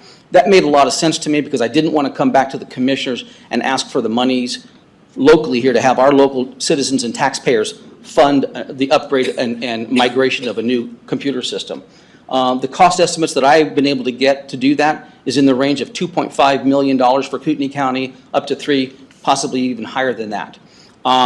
It makes sense to me that if we're going to go forward with a new system, why not have the state pay for it? I would want to maintain independence and to make sure that we are masters in control of our own destiny. So the contract modification that I have in front of the commissioners for contract mod number 4 is sort of a bridge solution. Well, let me put this back up there, I apologize. The graphic in front of you there looks at the different systems that are available. This is a scenario, a future path, a path forward. I believe that in our future we do need to get to a point where we would migrate to an entirely replacement new system.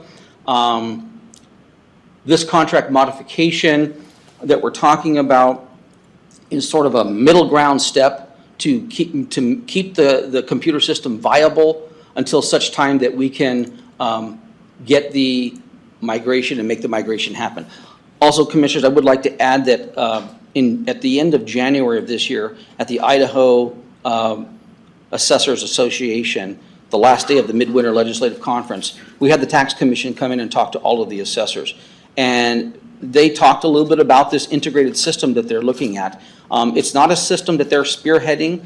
They believe that the assessors need to get together, but what we're talking about here is having 44 assessors and 44 treasurers to go in the same path and in the same direction. That's going to be a challenge, and the Tax Commission estimates that in order to get this done, they're looking at a time horizon of about 5 years out.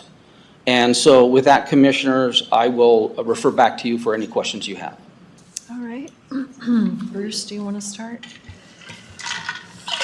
Well, I will say that it is true that Assessor Kovacs inherited a piece of software that had a lot of issues, and as time goes by, or had gone by, it was further and further away from the original, where the software really should be. My big issue is just that, these fixes require large blocks of money. And so all that I can ask is that we just get updates, either every quarter or, every 4 months. So we just know how that money is being spent. And the main reason is because when it comes to fixing software, you can end up in a black hole that just has this huge sucking sound of money, that just you have to keep throwing more and more money at it. And you want to make sure you're not throwing good money after bad money. Because at some point, you just say, you have to cut it and just say, we need to find a different approach. Being brand new and seeing a $400,000 request, $150,000 and $250,000, it just seemed appropriate to kind of understand a little bit more about what the issues were for the assessor's office. and what they were trying to accomplish, and then just make sure that we were able to actually accomplish what we had set out to do, which is why the assessor's office, myself, and IT sat down and we talked about these challenges and what this contract could help solve. And so when I saw the additional request for $500,000, which is a large chunk of money, I realized that we just hadn't gotten any update for the benefit of the board, because the board is the one that says yay or nay on the money. So I think only as a courtesy and what's fair to the balance of the board, and even myself, because we haven't gotten any kind of a formal update, is for the assessor's office and IT, which is here, just to kind of say, hey, look, what we agreed to last year, it was productive or not, and it was money that was well worth spending, that it increased efficiency within the office, the assessor's office. And this $500,000 will actually get us towards seeing light at the end of the tunnel, and hopefully not a train coming at us. Commissioners, I would like to add one thing, and the money that we would be spending in bridging our system, we're going to need continued and ongoing support. This, while I would like to think that, you know, there's a one-time fix and it's all done and now it's all perfect, I don't think that's reality. I don't think that's going to happen, and I don't think that's what you're suggesting. But what I am saying is the money that we're going to be spending to allow us to keep the system operational and address these issues, some of these issues that are causing problems and impacts to the treasurer's office and other departments, we want to make everyone's lives easier, but this comes at a tremendous human cost and sacrifice, and we can't have high turnover. But the investment we're making is going to contribute towards the down the path migration. We're fixing things that are going to need to be fixed anyway, that are positioning us and posturing us to be in a good position to do the migration for a new system when that eventuality happens. So, Yeah. and then the other thing I wanted to mention is I have recently asked that we reinstitute a steering committee. I believe it would be the focus and the objective of the steering committee to provide those updates to the Board of County Commissioner. When I first started here, there was a steering committee. I believe it was led by IT. It involved the clerk's office, the treasurer's office, the assessor's office. I don't know to what extent the board was involved, but I think that should be reinstituted, and I believe it was well received. I believe everybody involved has chimed in and has agreed to reinstitute a steering committee, and I think that's going to be the proper mechanism to give the updates to the Board of County Commissioners. Yeah, well, that is true, and I very much appreciate the folks stepping up to help out with that, because this software affects multiple departments. It affects the entire county, and so we need people working together to fix it. One of the things that you mentioned that I don't think gets enough attention and weight is the fact that data had to be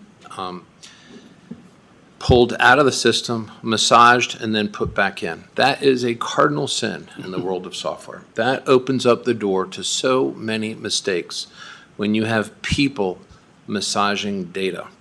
Computers are stupid. They only do what people tell them to do, but people make mistakes. And that is one of the shockers to me when I discovered what was really going on in the assessor's office. And then, of course, when people leave, that institutional knowledge walks out the door, and we're stuck trying to figure out what needs to be done. So that, I guess I have a question related to this $500,000 addition to this contract. Will that fix that problem, or have we fixed that problem so we're no longer massaging data outside of the software? I might ask Sam Wilkins to weigh in on that, but I don't believe it will fix that problem. But we're looking at addressing other fixes that will contribute towards that. At least. Good morning, Commissioner. Oh, go ahead. This is Sam Wilkins. I'll be brief. Commissioner Tyler, you're 100% correct. IT came with this. We talked about this. Matt Snow, this was his biggest item that he needed fixed, because not only was it a problem at the end of the year, it's at the end of the year when everybody's trying to take vacations, and it was causing a problem across multiple departments. My understanding, and Bayless, had 30 to 40,000 issues. They had spreadsheets in there, and they'd manipulate the data, and they'd run it. Did we get them all? They'd run it again, and no, they'd keep working that number down.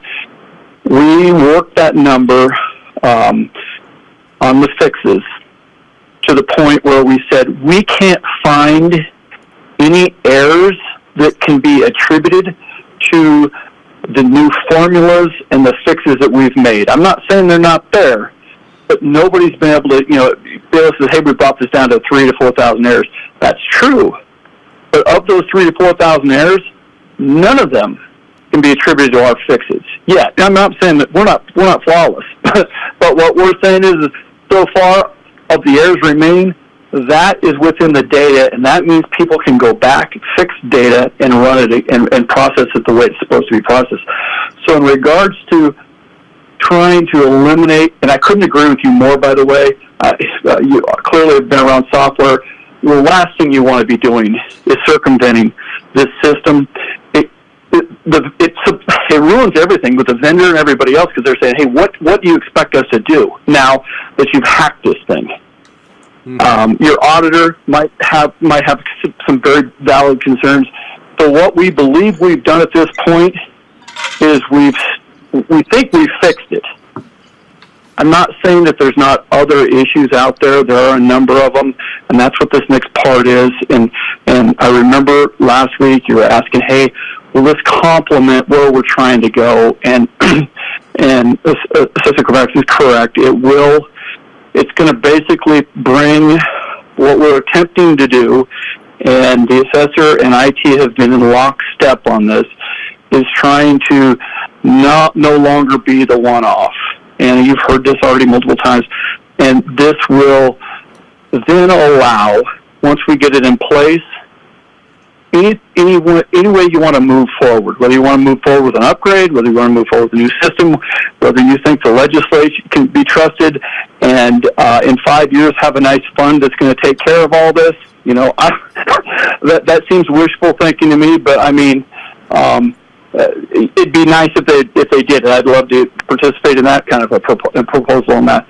At any case, this does move you in lockstep with multiple other counties, all the other counties, in fact, in Idaho, and I think it's going to help your other offices, particularly IT, because now all of a sudden, if there's a change, they can get these changes from the state. We don't have the Kootenai fix where we're trying to say, well, this isn't going to work for Kootenai, and I'm not so sure that the treasurer said, by the way, earlier, I know they elected not to use this. I think that what they elected to do was see where things sat and move forward, working in hand with the IT department from the state tax commission. But anyway, I sorry for taking longer than I thought I was going to take.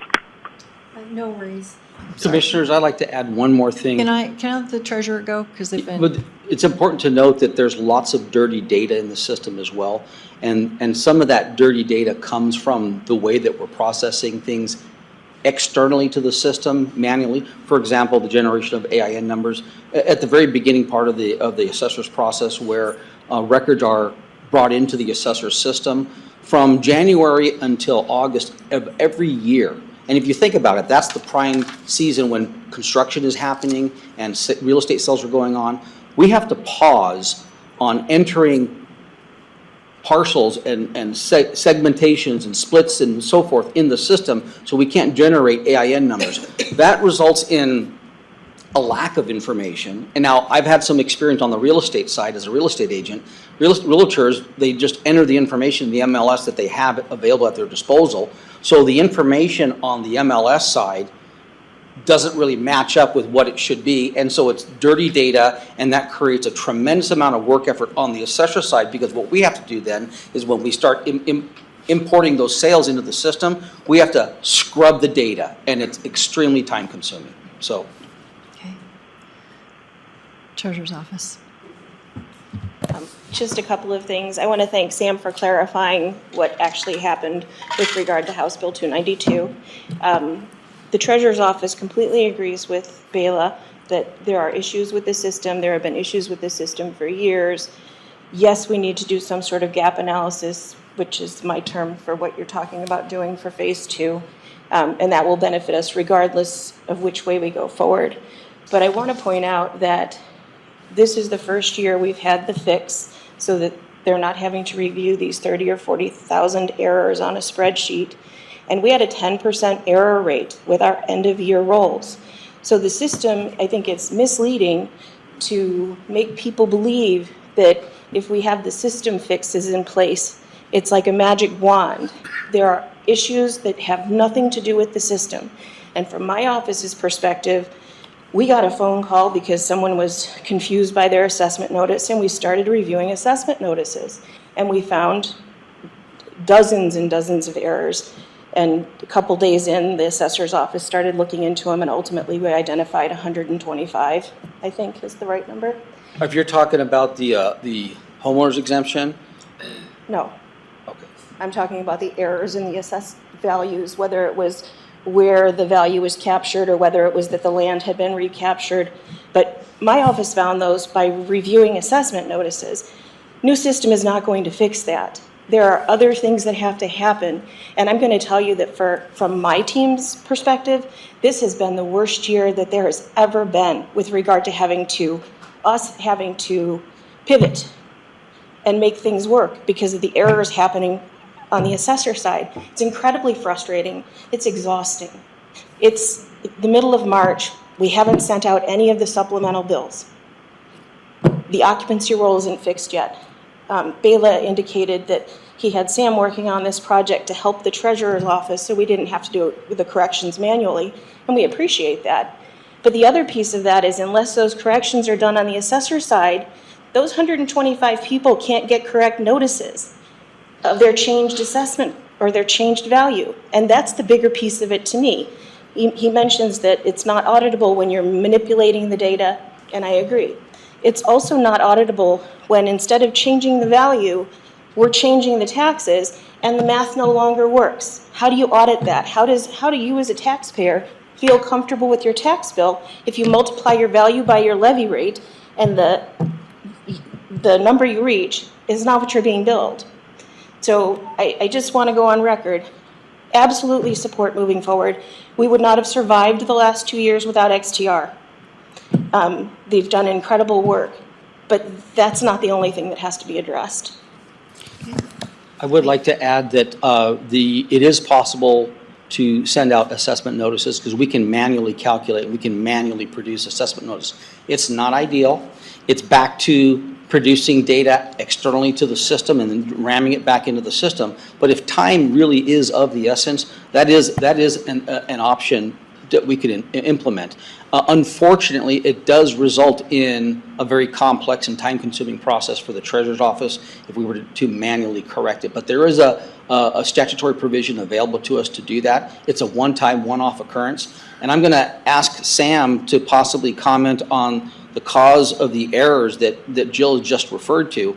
To my understanding in the discussions that we had, and I have not been involved in the actual corrections and the testing of the fixes, but my understanding is there are some calculation errors where the results of the calculations that are occurring in the system cannot be identified what the root cause and what the source of that. I remember that being said, but I could be wrong. Sam, could you comment on that? Certainly, and does the board want me to comment, or does the board care at this point? I know your time is of the essence, Chair Duncan. Do you need anything else? Because we still need to hear from IT. Well, you know, there's an issue here that is being brought up by the treasurer's office. And I'd actually like to get Dyson's thoughts on this a little bit because of your experience with data and software. But it sounds like we have issues where we're discovering that our data is not correct, even after we've done to it what we are supposed to do to it or what we think we're supposed to do. And so then the question becomes, in order to make this data correct, what kind of resources, and we're probably talking people here, they're going to have to go through data and evaluate it to make sure it's correct on the assessor side so it doesn't end up going over to the treasurer side. That if we can correct the data in the assessor's side of this equation, can we avoid the issues on the treasurer's side if we're made aware of those issues? Dyson Savage, Chief Deputy Assessor for the record. Yes, absolutely. That was the entire reasoning behind the rollback fixes, was to get our system correct and put the values back in the way that they needed to be put in to produce the correct data, so that when we made these edits to the cadastre, which is the general ledger, they're actually correct to what they need to be, which is a cause of a lot of those issues. The majority of them was allocation problems, where the allocations had changed during the course of the year, so the system looked at them and said, these are actually new improvements, so let's add them on, which led to people being double assessed on some of the improvements, which is why we did the rollback, so that people's assessed value wouldn't get double But moving forward, what can we do? Because this is going to require some people resources to look at data to ensure that it's correct. Would you be able to put forward a proposal for the assessor staff? Is there something that the assessor's office can do that we can start having people spending time reviewing data throughout the process so we can identify where the errors are and then look to the software to say what happened? Absolutely. I like to weigh in on that, Commissioners. There are reports and checklists and I'm going to call them audit reports that are available, produced by the Idaho State Tax Commission. It's on the TSB dashboard. We cannot use those. Every county does use those in the state of Idaho, and they're used throughout the course of the year to check on the data to make sure that the data that we're entering in the system is accurate. But also, Jill is right. We have to the software fix is not the only fix. We have to fix business processes, and we have underlying business processes that we have not been performing correctly here in Kootenai County, and that we need to perform more in alignment with what the other counties in the states are doing. So we're identifying those, and we're going to be implementing those. So I think it has to do with resources and finding ways where people can actually spend their time reviewing data on the ends of the data, looking for those edge cases, and then helping to be proactive so that the treasurer's office doesn't get hit up with these citizen questions that where something isn't right, then she's fixing it on her end, but then the data is it gets more out of whack, if you will. Does that sound like something that... I will... This is Sam again, Commissioner Curry. Where you're going, right now we're doing some blocking and tackling, if you'll allow a football analogy, in Kootenai. In Canyon, for example, I'm working with the assessor there, and what we're doing is we're building, what we're proposing to do is build this workflow analysis that allows us to, you can always think of reports. Reports will always pull your errors out.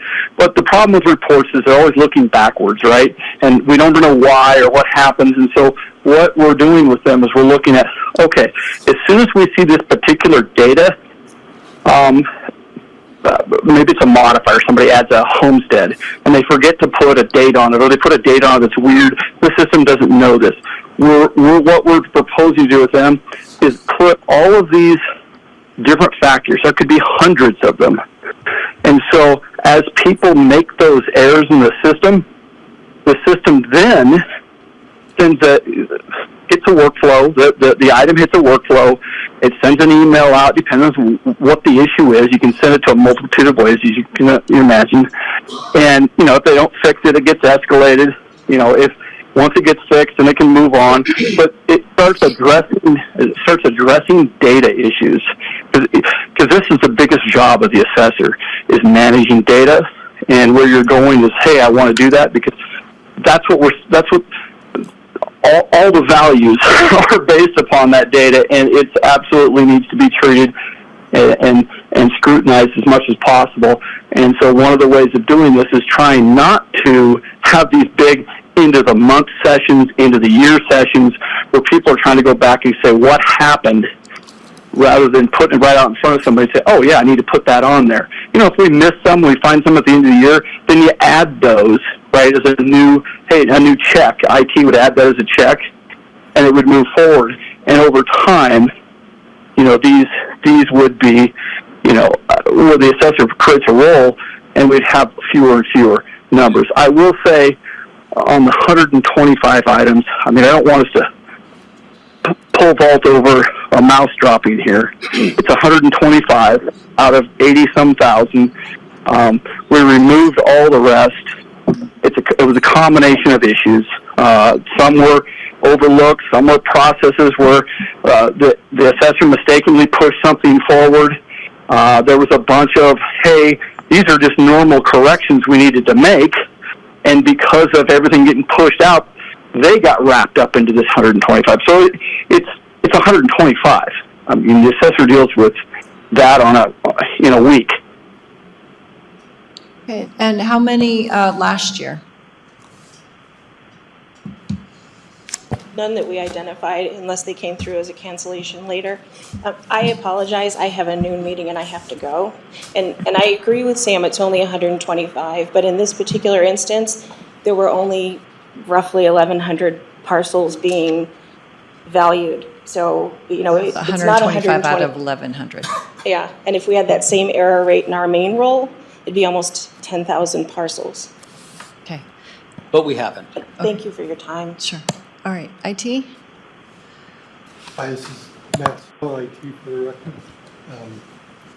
The 125 were errors made or a different process made in the assessor's office. They have nothing to do with the system. I hear a lot about all the errors in the system and the system's broken.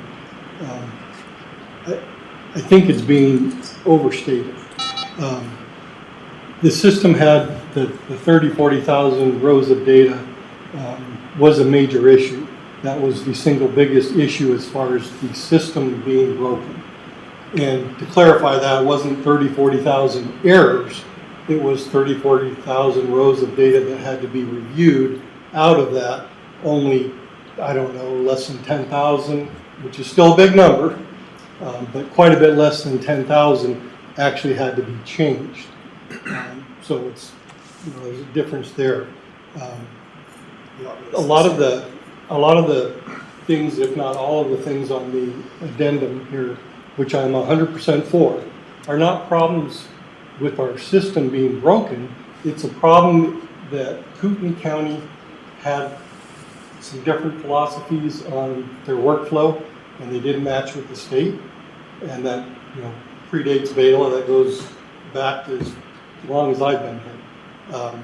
So these fixes are to make our workflow the same as the state so that we can leverage the state IT, the state reports, the state fixes, but they're not, the system isn't broken. The system is set up how it was asked to be set up for Kootenai County years ago. So just because you set it up differently from the state doesn't mean that it's broken. I just wanted to clarify that. It really, I think most of the things that I would consider the system as being broken are fixed.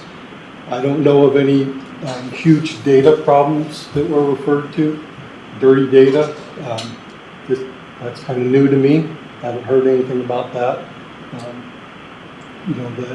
The old saying about garbage in, garbage out. If you put the wrong information into the software and it doesn't calculate it right, that's because the wrong information went out.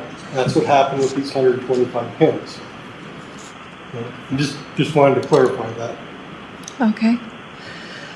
So now I'm up against my hard deadline. So is there enough information to take to the business meeting this afternoon? Because I can wait till my questions there. Brandy, you had. I have a question about the budget to pay for this. So Sam, are you still on the line? I am. How many hours were in the initial contract? I have 240, which I think matched your email that Bela forwarded me, but I saw that what was up on the screen was 300. What was the number of hours in the initial master agreement?